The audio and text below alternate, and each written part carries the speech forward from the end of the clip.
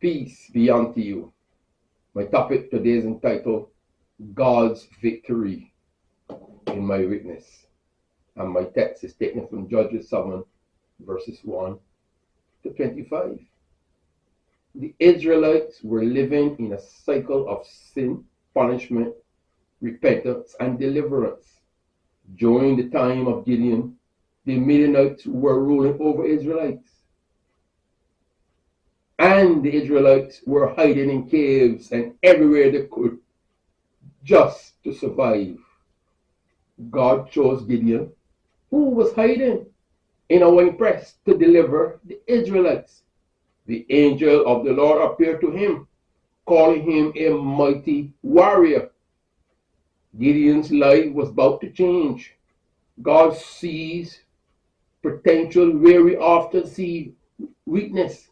First, the decrease in the forces. God instructed Gideon to reduce his army from 32,000 men to just 300. This seems counterintuitive, doesn't it? If I were in Gideon's shoes, I would want every able body on my side. But here's the truth. God was setting the stage for his glory to shine through.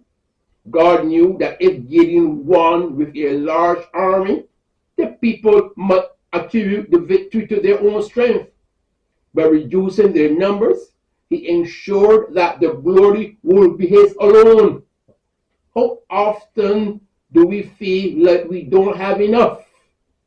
It could be in our finances, our relationships, or even our faith. God is reminding us that our insufficiency invites his sufficiency. Secondly, the declaration of God's presence. God knew that Gideon was faithful, so he provided that affirmation. He instructed Gideon to sneak down to the camp of Midian and listen to what was being said. There, Gideon heard a Midianite soldier recounting a dream that foretold Gideon's victory. That situation was vital. God meets us in our doubts.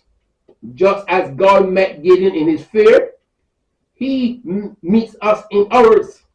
In moments of uncertainty, God provides signs and reassurance. Maybe it's a word from a friend, a verse that stands out, or an unexpected blessing. Thirdly, the device of God. Gideon's plan, inspired by God, involved intimidating the Midianites with trumpets and torches hidden in jars. This unconventional method led to confusion among the enemy, resulting in chaos and ultimately their death. God often works in ways that defy our human logic. He uses the foolish to confound the wise. When we surrender our plans and strategies to him, we find that he can produce outcomes that far exceed our expectations.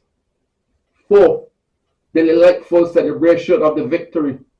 After the victory, they celebrated God's deliverance and recognized that it was not by their strength, but by God's power alone. Every victory in our lives is an opportunity to remember and testify to God's goodness. We should cultivate a habit of gratitude.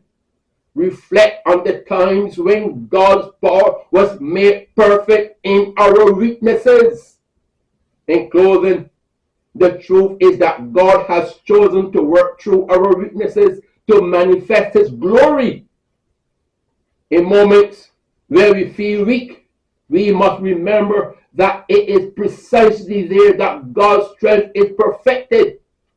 Let us not shy away from our weaknesses, but embrace them, knowing that they are canvas upon which God paints his miraculous works.